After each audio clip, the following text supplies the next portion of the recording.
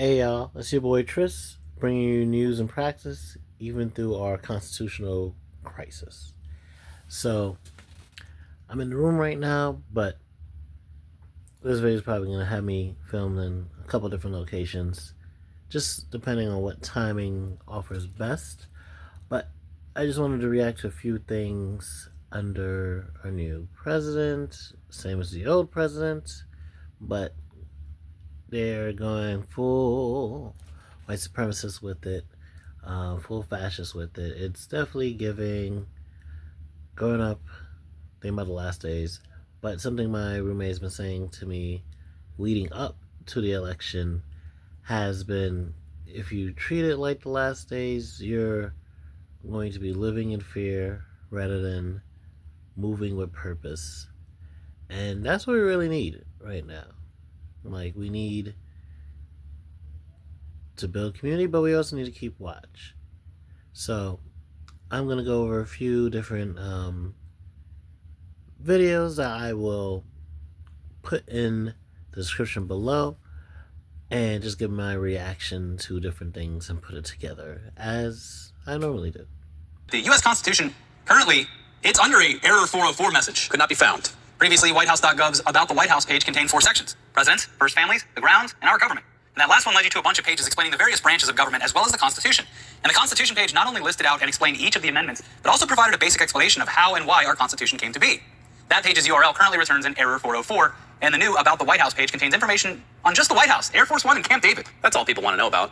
Yes, Don't get everyone confused by telling them about how our government works or, the basic fundamental rights that everyone has in this country. Show them what you get to have when you make it to the top. Yeah, show them the sweet digs, the sick plane. Well, kind of weird considering how much Trump and his supporters claim to love the Constitution. You'd think they'd want it on full display. But we have some sneaking suspicions that Trump might secretly not love the Constitution. Yeah.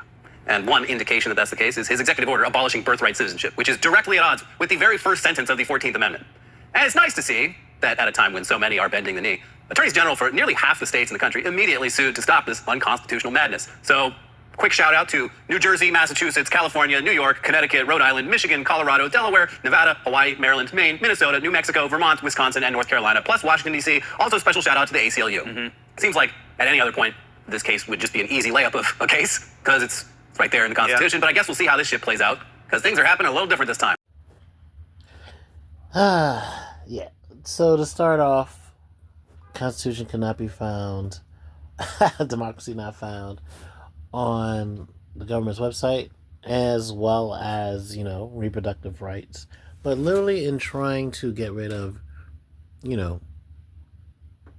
birthright, citizenship, and these other things, literally trying to get rid of amendments that go all the way back to the ending of slavery, which is ironic because, again, multiple of the things that they're trying to do to get rid of, diversity, inclusion, equality, anti-discrimination, literally, overturning executive orders passed since the civil rights era, since Lyndon B. Johnson, for preventing hiring discrimination, which should give you the game of trying to prevent more of us, more of people who look like us, more people who look like your Hispanic or Asian or indigenous neighbors and brothers and sisters,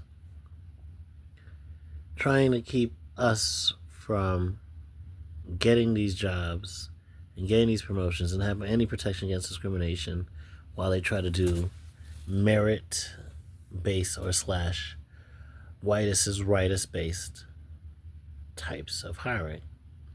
Again, the boys club is always going to look like the boys club. Is always going to be as white as white bread. It's always going to be as straight as an arrow. It's always going to be as ableist as fuck. If you allow the people who see themselves as the perfect models for the job choose who out their friends or family and who out of their, affiliated colleges and universities can join up with them. One thing that conservatives do very well is that they brand well. So they, in their attack against DEI, made DEI a black thing. Anytime they would talk about a DEI job, they would attach it to a black person. So when people started to think about diversity, equity, and inclusion, they would associate it with blackness. And what's interesting, I know what the truth is, as a person, as a professional who's been in this field for 20 years, is that DEI includes just about everybody except for white males. Okay, so it is for people who are neurodivergent. It is for people who have disabilities. It is for people that are veterans that are looking for a job. It is for people who are older that want to get in the workplace. It is for people who who may speak English as a second language, but they speak English. It is for people who, in the LGBTQIA community, of course. It is for people who may come from a different religion than Christianity. It is to ensure that the workplace, organizations, are reflective of this country we live in. It is to ensure that when you're in the workplace, you feel welcome there. You feel as if you're Jewish, you can actually take off on your holiday, and you're not just allowed to take Christmas off. It is there, so if you need to have food that's halal or vegan or whatever it is. It is there to respect all people. But people were fine with voting for a president who made it clear, we cannot say the man lied, that he was going to get rid of DEI, he was going to wipe it out because you thought it was about black people. And that's it. And people are comfortable with black people struggling. People are comfortable with black people being discriminated against. And so right now, people are like this, we didn't know you meant us. And that is another brilliant thing about the ideology of white supremacy, is that people think that they can move into it. They can move into whiteness. Although I've never seen it happen. And so the people who were white adjacent, right, because for whatever reason they thought they were white adjacent, they certainly weren't black. They thought they were safe. And they are finding out right now. They fucked around and they found out. But the problem is all DEI programs are being completely wiped out. And so it's going to affect all of us the same. The people who did right, who listened, who understood what it was going to cost us, we also going to have to pay the price. But let's be clear about why we're having to pay the price. And we're having to pay the price because ultimately people are okay with black people suffering. And the conservatives did a brilliant job of branding and making people think that DEI and DEI hires were about blackness. One of the reasons I made the post today about the list of black brands in Target is because I think we don't want to do what they do, which is cut off your nose and spite your face, because you're so desperate to keep things to the old days and to go back to the old days, and the old days to them is at least Jim Crow, if not further back, that you miss the fact that you will never be able to go back there. We're not going back there, and it's not going to go back to that time, but that's what a lot of them aspire to. And so they're not realizing that in dismantling and tearing everything apart, they're actually going to harm themselves. The biggest beneficiaries of diversity, equity, and inclusion, or DEI, have never been black people, and especially not black women. The biggest beneficiaries of diversity, equity, and inclusion programs have been white males who are veterans, followed by white women. Okay? That's just data that you can just look it up, right? In terms of affirmative action, I'm sorry, I just came back from the gym, but I wanted to talk about this while it was at the top of my mind. The other thing is, same with affirmative action. If you look at the data, the demographic that has benefited the most from affirmative action programs and DEI programs are white women. The demographic which has benefited the most from, and not the demographic that has run the most DEI programs, whether it's in the federal government or in private sector, are white women. It's not black people. Black people are not the primary beneficiary. So when you want to talk about merit and having a meritocracy, in a real meritocracy, you would have even more black people being represented in a true meritocracy. But to them, a meritocracy means going back to the status quo where white men are favored over everyone else, followed by white women. That's not a meritocracy. That's just straight up racism and institutionalized systemic white supremacy. That's not a meritocracy. In a real meritocracy, the people who work the hardest and do the most would get the most recognition. But that's not how it ever has worked in the United States of America. So that in and of itself is a form of gaslighting and head games to even say that to you. Right? Because the implication is that if you don't belong to the majority group, then you must have been given whatever you have, when that's the opposite. We have never been able to sit in these rooms if we weren't the best, the brightest, the smartest, the fastest. And that's just a fact, right? So it's important to keep that in mind as you get bombarded with all this bullshit messaging, right? It's important to keep this in mind as all these different news stories come out. It's important to keep this in mind. Ironically, the government, as much as they talk about the Constitution, and you got to make an amendment if you want to get rid of the Second Amendment, and you got to, basically wage war with all three branches of government if you want to change the powers of the Second Amendment and other things. But wanting to get rid of an entire amendment and its protections in executive order, and removing the Constitution off the website, like that's the only way people can check to see that we have one and what's in it. Again, this is why they're trying to keep our students stupid. This is why they don't want them to learn phonics. This is why we are undereducating our youth and our populace in general, so the government can be fascistic and just run ramshot over our rights. So it's good to see that the attorneys generals are stepping up, and I mean, this is what you got to do to block the flash. This is what you got to do to block the fascism. Again, I'm sick. Sorry, I'm stumbling over my words, but yeah, these mammy-pansy ass Democrats do not have me confident that they're going to be able to pull off what needs the resistance that they need to have. Again, they want all these billionaires' money that have lined up behind Trump.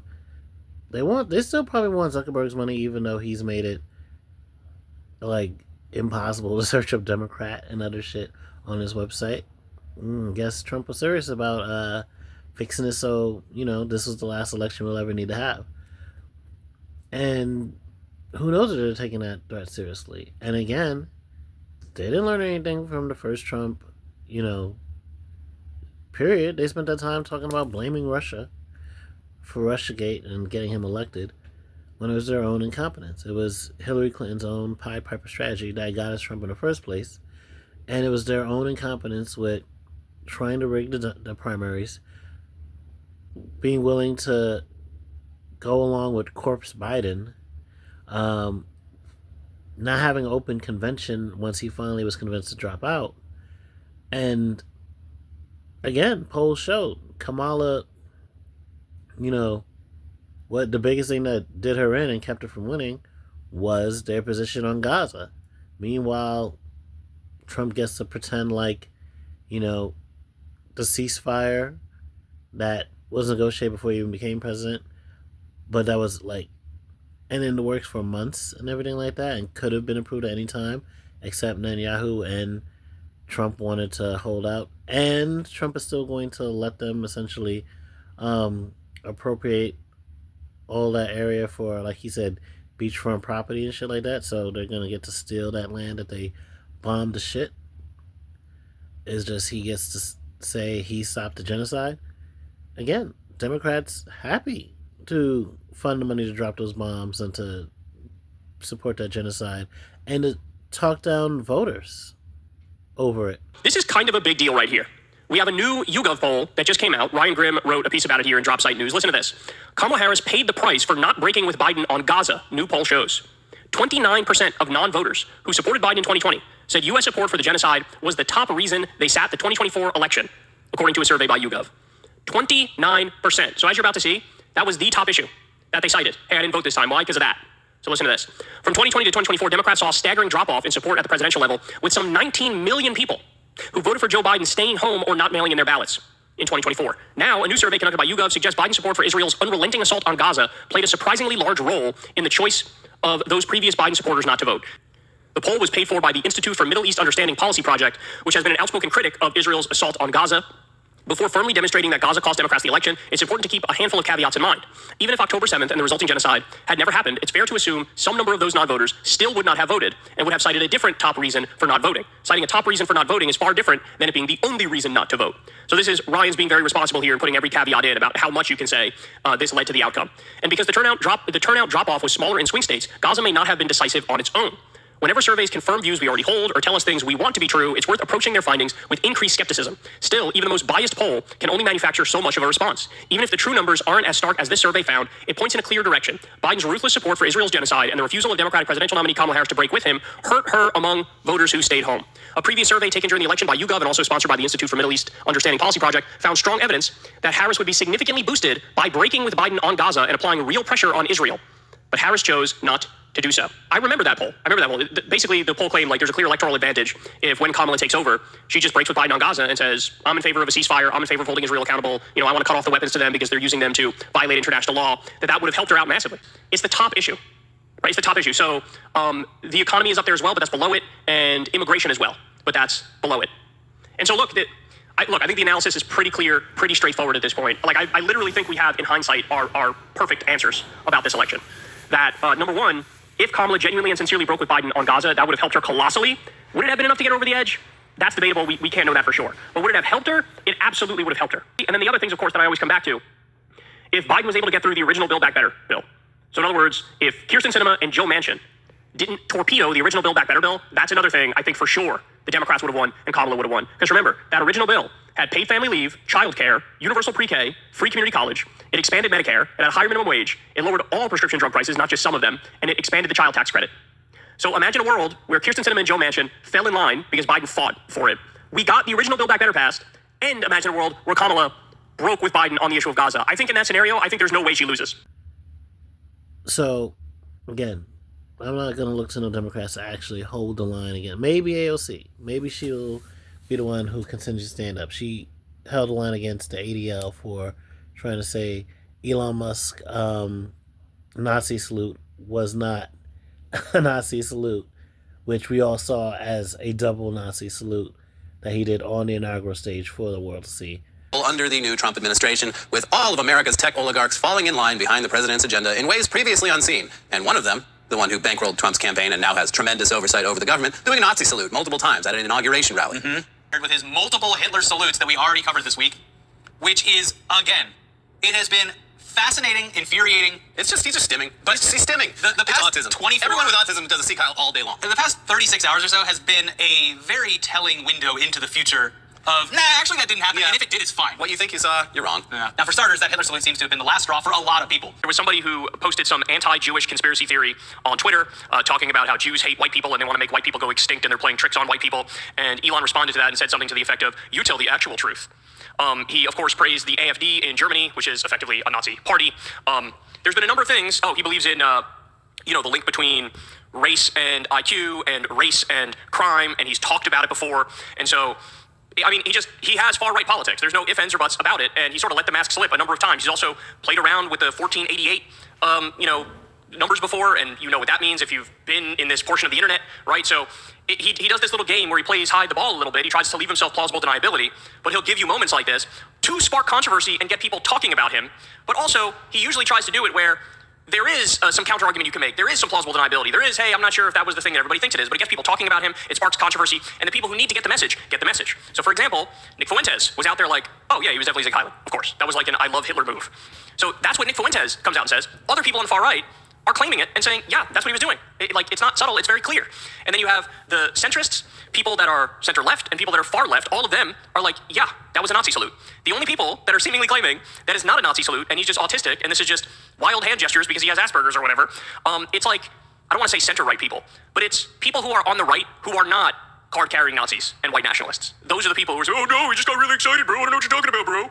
So anyway, look, I think this speaks for itself. I think anybody with a functioning brain would tell you the truth here, which is, yes, it was a Nazi salute, and yes, he did it to try to sort of like spark controversy, and I think in his mind, he wanted to leave himself a little more plausible deniability and wiggle room, but he sort of messed up and made it too clear, right? He made it too clear, right? Okay, so in step the ADL. So the ADL comes in from the top rope. This is the Anti-Defamation League. They're supposed to be the ones who like protect Jews from discrimination, etc. I'm sure all you guys are familiar with this group. They say, this is a delicate moment. It's a new day, and yet so many are on edge. Our politics are inflamed, and social media only adds to the anxiety. It seems that Elon Musk made an awkward gesture in a moment of enthusiasm, not a Nazi salute. But again, we appreciate that people are on edge. In this moment, all sides should give one another a bit of grace, perhaps even the benefit of the doubt. Yeah, because that's what Trump and MAGA are known for, right? Giving people the benefit of the doubt if they disagree with them. And take a breath. This is a new beginning. Let's hope for healing and work toward unity in the months and years ahead. Now, if you know anything about the ADL, this should make you beyond furious. Because the ADL, it does not take much for them to launch a smear campaign against you and to call you an anti-Semite and to say you hate all Jewish people and to say you're a bigot. In fact, we've seen it 100 times vis-a-vis pro-Palestine protesters. If you say something like Free Palestine, or you say something from the river to the sea, or you wear a keffiyeh, however you pronounce it, excuse me, they go, oh, you're anti-Semitic. You hate all Jews. We feel threatened by the existence of this cloth around your neck. I'm not kidding. You go back and you check the record. You see the laundry list of people that they called anti-Semitic. If you wear a watermelon t-shirt, they accuse you of being an anti-Semite. But here we have somebody on the far right, who we know is far right, and he does a Nazi salute and he skates on it. He gets away with it. Why? Because the ADL is a fraud organization. The ADL does not exist to protect Jews from discrimination. The ADL exists to protect Israel. And so what you see here is a strange alliance between Zionists and Israel, right? So Jewish Israelis, you see an alliance between them and the far right the world over. Because there are many on the far right who, they themselves are bigoted. They themselves believe in a racial hierarchy, but they're jealous of Israel for having an ethno-state, so they support Israel. There's different factions of the white nationalist and white supremacist movement. And one faction still hates Jews, right? Vis-a-vis, just like the way Adolf Hitler did, right? That's like the Nick Fuentes faction, etc. But then you have other factions that It's the opposite. They're jealous of the Jewish ethno-state. They want to copy the Jewish ethno-state with white people, and so they've aligned themselves with Zionists. And because they support Israel, these groups give them a pass for rank anti-Semitism. We've seen this time and time and time again. And this is just the clearest example of it. So now let me show you. AOC comes in from the top row. You ready? Just to be clear, you are defending a Hail Hitler salute that was performed and repeated for emphasis and clarity. People can officially stop listening to you as any sort of reputable source on information now. You work for them. Thank you for making that crystal clear to all. In other words, let's stop playing around here. The ADL is married to the Republican Party in the United States, to the far-right movement the world over.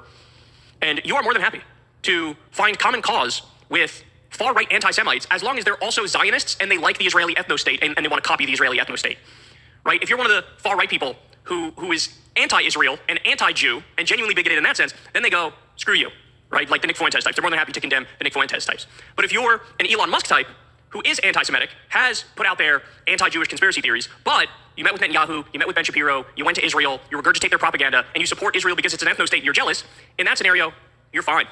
You're fine. And they'll use the fact that you're supportive of Israel to pretend, therefore, you can't be anti-Semitic, right? I mean, this is...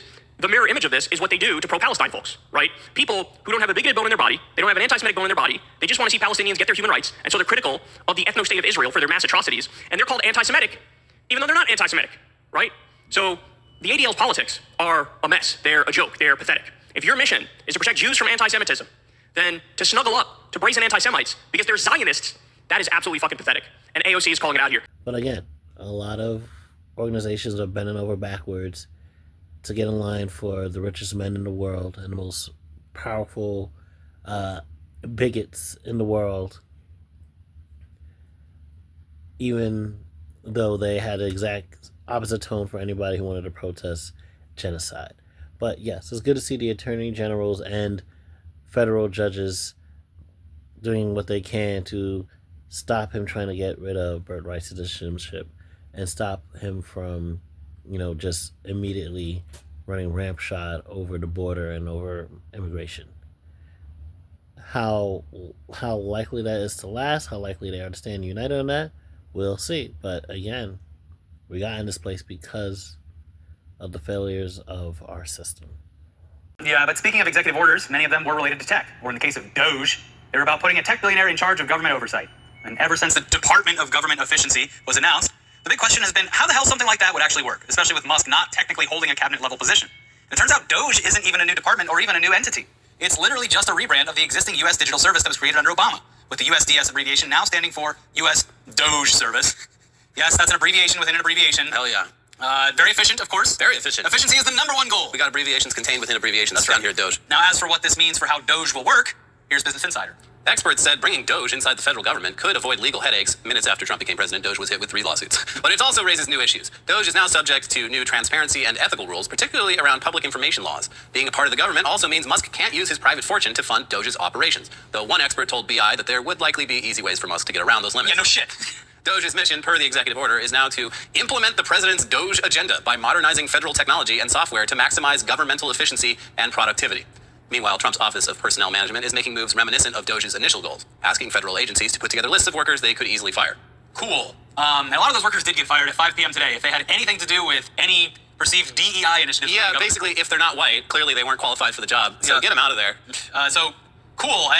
And regular anti-blackness, him perpetuating great replacement theory stuff, him already perpetuating anti-Semitism, as in the Jews are bringing in immigrants and all these other people because they want to replace the whites, the hard-working whites of America who colonized America in the first place from the indigenous peoples. And just the standard anti-blackness of Elon Musk retweeting black on black crime stats and shit like that. That wasn't enough for these people to have already been banning things from Twitter. But again, it's not like banning or not putting your ad revenue on Twitter is going to stop the richest man in the world who spent considerable amount of his wealth, up to $250 million or whatever, to basically rig the game, get in charge of government, and probably have ways of hiding his way of funneling money from the government while firing tons of people. Probably taking money out of the space program, again, to empower SpaceX. Just running ramshot and doing all kinds of things to fuck over all kinds of marginalized and subjugated communities in this country. Again, giving the reins of government back to a fascist in Trump, a theo-fascist, a Christian fascist in J.D. Vance, and the tech bro fascist in especially Elon Musk, but also Zuckerberg and Jeff Bezos. Just a nice big fascist soup of fuckery. So again, when we talk about there's no such thing as a good billionaire, when we talk about their unwillingness to redistribute wealth and their willingness to prioritize racism over, again, so many countries are getting ahead of us around the world because they actually value educating their populace. And yet, to maintain the white America they want to see, to maintain the classism and divisions that they want to see in the world, purposely trying to keep the world, this country's population, but especially the poor, the black, the brown, to keep people undereducated and underrepresented and without access to resources or wealth or power and all these things, to maintain this white patriarchal Christian hegemony that they believe will benefit them and their families the most. Take a moment to say a couple words about the importance of being intentional and strategic as we move forward, especially for those of you who are living in the United States. But I have to tell you, the shenanigans are going to impact the entire world in lots of different ways, right? But I think it's really important that the Black community specifically, and Black women especially, move with intention and strategy.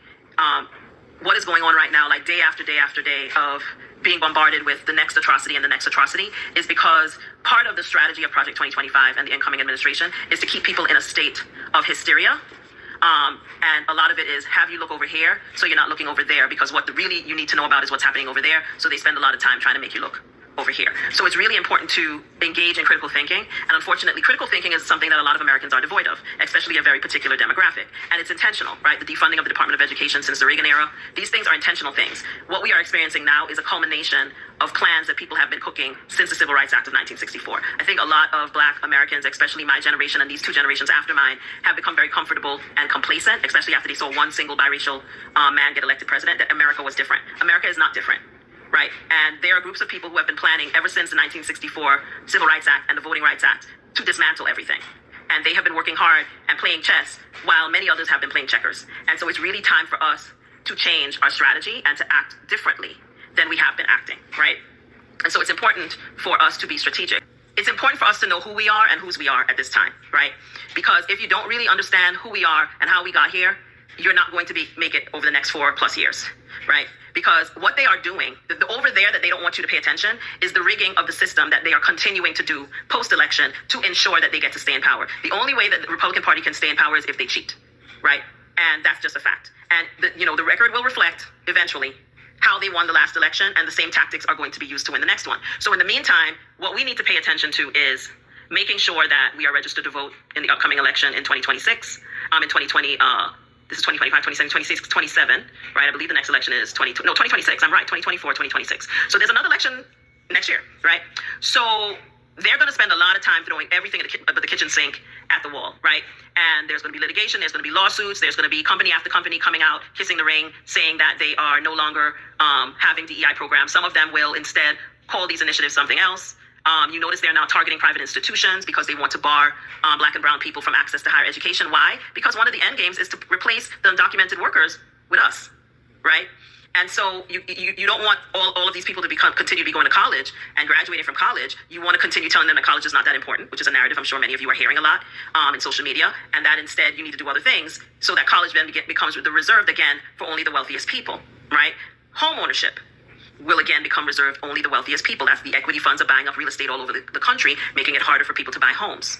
He's talking about instituting tariffs. If he institutes tariffs, all of your food is going to cost more. A majority of your food, because your food is not grown in the United States. I actually live in one of the countries that exports a lot of the food that Americans eat. So if you have tariffs on Mexican imports, it's going to impact the Mexican economy negatively, but it's also going to impact the American economy negatively because people will have to pay more for everything that they eat in terms of fruits and vegetables, right? So, and the immigrants, the undocumented workers who pick your fruit are already abandoning the fields in California for fear of ICE and for fear of being picked up by ICE. So again, they're doing all of these things and they're doing everything at the same time to knock everyone's equilibrium off so that people won't be able to focus on a lot of the corruption and other things that are going to come into play and are already in play, but that will become more obvious along the way.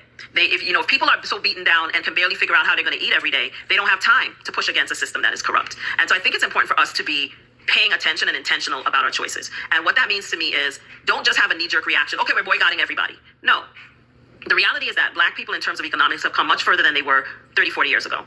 We're watching the building blocks for fascism, and again, we're so caught up in, I don't know, just apathy, just the soul crush of work, just the belief that I guess it either could never happen here, or just, well, whatever happened to them niggas, it's not gonna happen to me though. And it's like, it's time we really like wake up and just realize like we are fucking up. We have not given a fuck about each other enough to let this happen. And we can't sit there and wait to debate it out with people. We gotta start building communities. We gotta start looking after the people who are gonna be marginalized, because it could very easily become us too. We gotta start stepping up for one another. There's another video. It's like, again, this is happening across the country, across the world, where autocratic and, white supremacists and fascist leaders are gaining more and more power.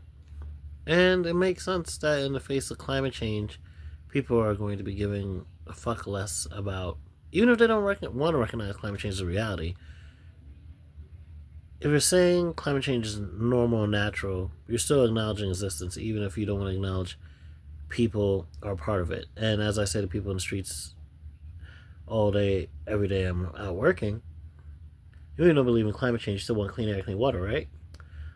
But it seems a lot of people don't care about everybody having that. A lot of people don't care about everyone being good. A lot of people don't care about that. A lot of people just care about they themselves and maybe their family, if they're on good terms with them, being blessed up and protected. And it's that kind of selfishness that puts us in a situation where we are at our limits. We are running down our resources, running down the survivability of life on this planet, and still we do nothing to hold the leaders accountable because we're shook, we're scared, and we also want to benefit, and we think that if they start sacrificing people, maybe the limit will stop at us. Maybe we'll be doing enough that they'll decide not to kill us off and go kill the other one that's a little lazier, a little blacker, a little less useful, a little more disabled, a little gayer. These types of things. A little bit more feminine, a little bit more, feminine in their masculine energy. Types of shit. Not as useful to the system. But we gotta recognize, and again, Hitler, when he was doing his shit, he was willing to take out everyone that he thought wasn't like what he held up as his ideal. And that's what finally made white people have to confront anti-Semitism and just how, after thousands and hundreds of years of letting it be out of control, finally taking it as a serious threat to the way the world order works. And in this time period where we are 4 years and counting down from the global tipping point, where we're going to start seeing irreversible change to the planet, when are we going to take it seriously? Are we going to wait till the lynching trees are back out? Till the civil rights fire hoses and dogs are back out? Till the plantations are back up and running? Till, we have Chinese exclusion acts and other things? When exactly are we going to take it seriously, and how are we going to move in that manner? How? How are we?